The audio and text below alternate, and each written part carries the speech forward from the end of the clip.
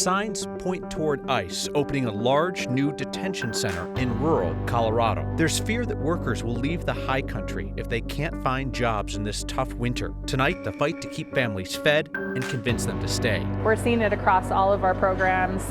We are seeing people walk in here that have never walked in here before. Veterans handed a camera and a new way to connect following their service. We hope that they know that there's a community for them. That's tonight on Next. The future of funding for President Trump's deportation force is still up in the air as a short-lived partial government shutdown ended today. Colorado's Democrats in the Senate are pushing for limits on ICE's increasingly aggressive crackdown in blue cities, while Republican Congresswoman Lauren Boebert is holding out for more funding for immigration agents. The 5-bill package rushed through by Congress, signed by President Trump today, funds several federal agencies through September. But it only includes 2 weeks of funding for the Department of Homeland Security, as Democrats demand new guardrails on federal immigration officers. Colorado's House Democrats all voted against this deal. They said they didn't want any more funding for immigration enforcers until there's serious reform, like a ban on masked, unidentifiable agents. Congresswoman Lauren Boebert was the lone Republican from Colorado to vote no. She says it's because the package didn't have enough funding for ICE. Advocates for immigrants in Colorado expect that ICE is going to open up a large new detention facility in Hudson. The now vacant prison is more remote than the detention center in Aurora. Our Angeline McCall looks at what that means for the people who could be held there. More than 30 miles northeast from Denver, a now closed correctional facility could become the next detention facility in Colorado. When you talk in distance, it is a little further than what we're used to. Advocates like Andrea Loya with Casa de Paz learned from ACLU documents that ICE is eyeing this facility in Hudson, out of use for more than a decade. It's definitely a different landscape. Loya says if it does open, there would be new challenges because of a rural versus urban area for the detainees they work with. Partners across the country, Loya says, encounter different obstacles with isolated facilities. There's nonprofits who have a hard time really being in presence at the facilities because of the distance. And so then that starts limiting really then the access that folks inside of the facilities have to legal, to visits in themselves. It's harder for advocates to access and families. Folks are going to, even locally, find themselves with the challenge of how do we visit loved ones. She wonders how detainees will be released and if they'll have to navigate public transportation or different routes back to Denver. Then there's the other question of accountability. I think a further facility, a facility in districts in which maybe we would not get as many folks actually going, in or trying to go in to oversee the facility. The overseeing of the facility is the biggest worry. With nonprofits and advocate organizations already stretched thin with increased immigration enforcement across the country, she says another facility would mean even less resources for those who are detained. That's definitely the biggest challenge, I think, for us is, I think the challenge that we'll always have is there's always going to be too much need for the amount of resources we have. In a little over a year, the number of detention facilities used by ICE has nearly doubled to more than 200. That number includes use of empty beds at places like county jails or contract-based service systems as well. Angela, you brought up that idea of transportation, like how people will get to and from, right? So if they're leaving that facility, we've seen judges before say to ICE, you can't take somebody out of state and then give them no way to get home when they get released. You have to return them to where you took them from. Yeah, and judges are actually putting that in orders because we've seen ICE release them in these really rural settings. So that's part of the question here of what would really happen when we're talking about transportation. Would they be released directly from Hudson? Would they be released, for instance, and then taken to a bus terminal so that they can get back to Denver? Would they be potentially released by, first transporting them to the Aurora facility and then released? Obviously this is all very new still, and so there's a lot of questions of what does this really look like in practice? We know what the capacity was. It's about doubling the size of it's about the same size, a little less than the Aurora detention facility. Yeah. All right, Angela McCall, thank you. The family of the longtime Coloradan killed by ICE in Minneapolis spoke to Congress today, saying that they hope that Renee's good death would lead to reforms. And they say it has not. Our family took some consolation, thinking that perhaps Nay's death would bring about change in our country. and it has not. This is not just a bad day or a rough week or isolated incidents. These encounters with federal agents are changing the community and changing many lives, including ours, forever. That's Luke Ganger, Renee Good's brother. She was shot and killed by an ICE agent while she was observing federal officers in Minneapolis last month.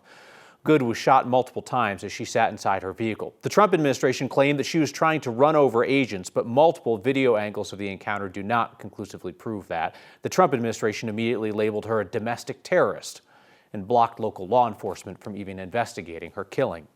Today, Good's brother called her death violent and unnecessary. An attorney for Good's family also testified at today's congressional hearing, saying that the options available to hold federal agents accountable are too limited. Our current paradox is that America should not require the permission of the federal government to sue the federal government for cases like Renee Good or Alex Preddy. If the government must give you permission to seek accountability for violation of constitutional rights, then your rights are just words on paper. Alex Preddy, who he mentioned there, was the man who was killed by federal agents in Minneapolis when he tried to help up a woman who had been pushed to the ground. Preddy's parents live here in Colorado and Arvada. This state's snowpack problem could snowball into a multi-year workforce crisis. Our Mark Salinger talked with community leaders in Summit County who are worried that blue-collar workers who can't make a living there in this brutal winter might leave and not come back next season.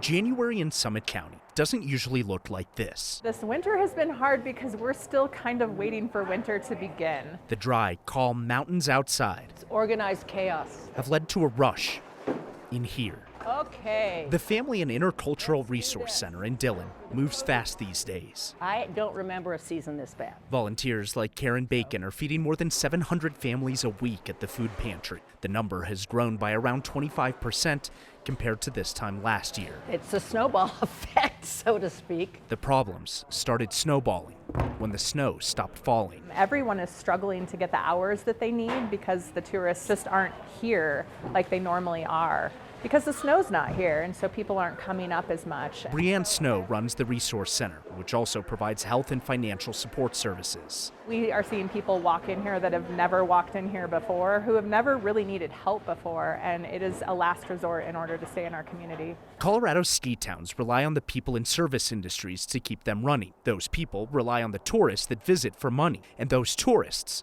want snow. A snowless winter has now led to a seemingly endless number of orders for free produce and free food inside the pantry. Sometimes people are struggling here and they just don't know what to do, and they just don't see a path forward. And so what happens is they kind of quietly slip away from our community. They pack their car and they leave, and that is a piece of our workforce. Snow comes and goes, But it's the industry up here, but Summit County will always rely on its people. as they're our backbone of our community. This room offers a little help until the mountains are covered in white again. We're seeing people leave, and so we are trying to give them a pathway to be able to stay here. Well done. Summit County is, of course, one of the most expensive places to live in Colorado. The goal of the food pantry there is to save families a couple $100s on food so that they can focus on other things like pay rent and stay in the community, even if they are working. This year, they're serving more than 150 more households than they were in January of last year, Kyle. You know, Mark, I was struck by that when I talked to them recently, how different their messaging is than a lot of food banks in the state, where they're telling folks, like, even if you have a job or 2 or 3, this help is for you so that you can pay your other bills if you're not getting hours, because too many folks in the community assume the help is for somebody else. Exactly. This is people who are continuing to work. They just need a little bit of help to get across and make ends meet. Of course, you often see this or more need during shoulder seasons up in the high country. This is the middle of January. This is supposed to be one of the busiest times of the year. Now we're into February even, and it's still that difficult. Yeah, right. When the spring comes, work is still going to be slow up there. So Even it's gonna slower. be tough. All right, Mark Salinger, thank you. So tomorrow, we are going to launch this week's Word of Thanks microgiving campaign to support the Summit Resource Center.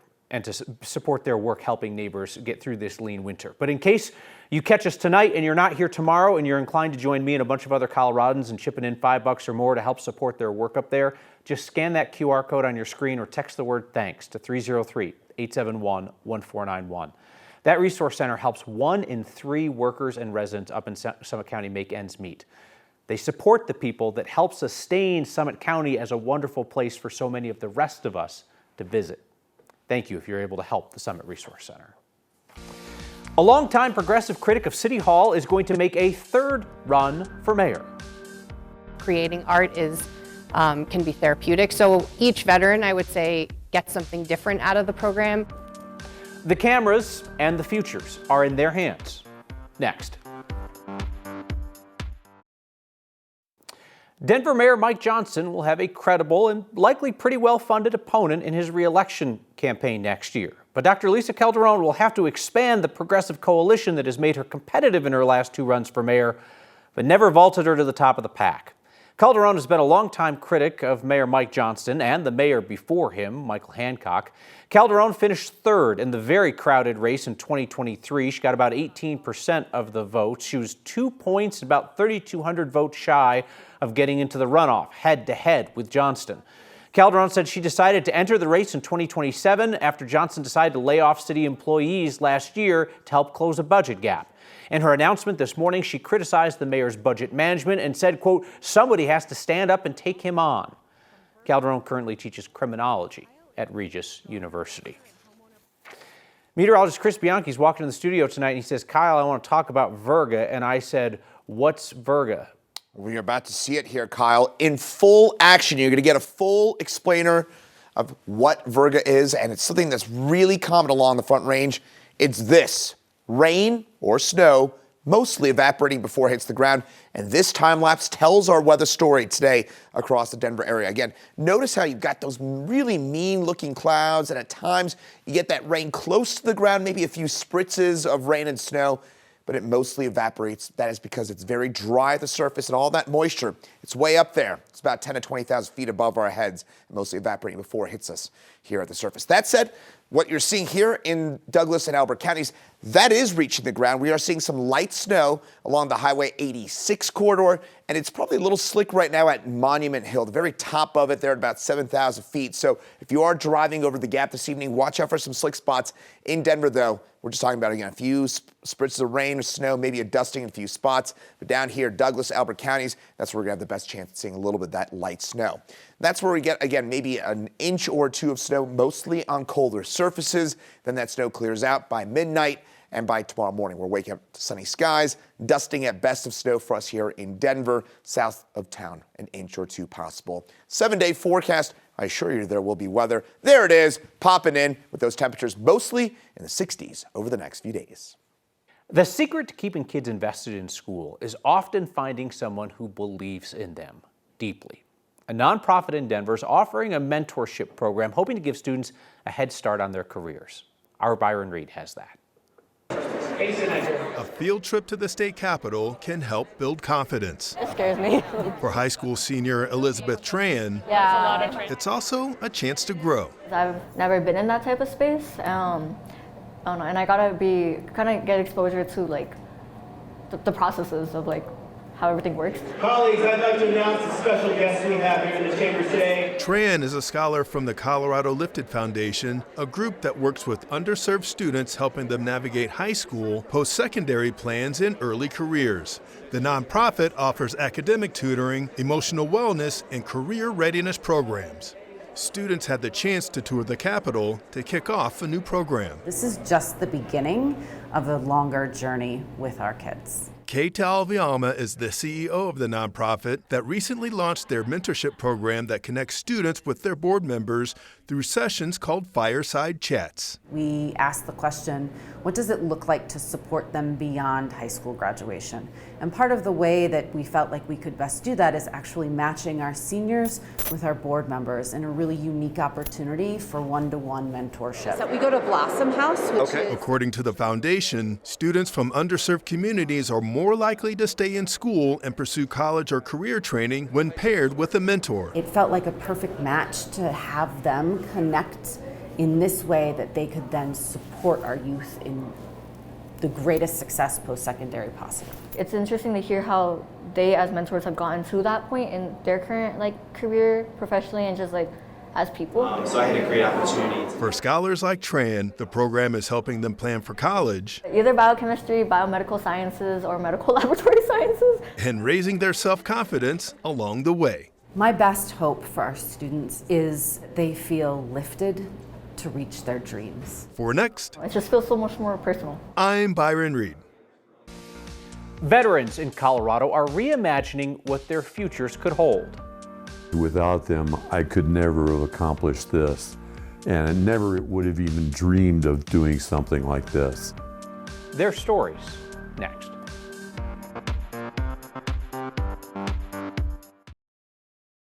Sometimes it can be hard for veterans to channel their experiences into productive and satisfying work and life experiences after their time in the service. The Colorado Photographic Arts Center wants to change that by putting a camera in their hands.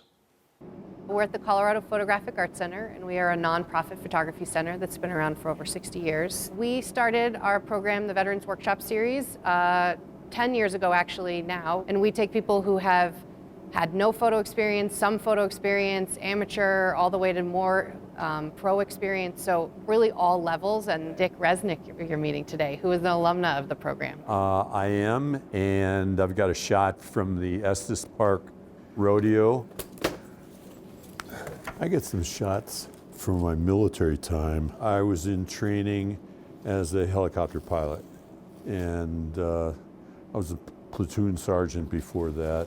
After 20 years, I was ready for something else. My wife said, when are you going to get a real job? So I went through the police academy and then did 17 years, and I was ready for the next transition. My first day in the class here, I didn't have a clue in terms of just turning on the camera. And since starting the program here, I really have found a niche in terms of connecting with the Western rodeo community. This one is perhaps one that I really like because this particular image captures the horse almost in midair, and you see the face of the rider. I just have an immense sense of gratitude because without them, I could never have accomplished this. And I never would have even dreamed of doing something like this. That is pretty special. We are back with your feedback next. Thank you.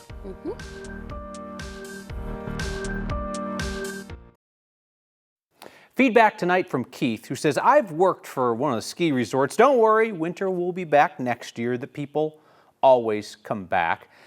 I'm not really sure what you mean there, Keith, by people like the tourists, like the skiers and snowboarders. Absolutely, they're going to return whenever the snow returns. The concern that we're reporting on, though, is that the skilled and experienced workforce up there in Summit County, the blue-collar workers who have worked for the ski resorts and other tourism-connected businesses, that they might not be able to make it through this long, hard winter, that they might leave, and how that would impact the community. Johnny on X says, next is an unrepentant propaganda organ for the globalist machine which seeks to dispossess us and replace us. Johnny, mix in a water every now and then.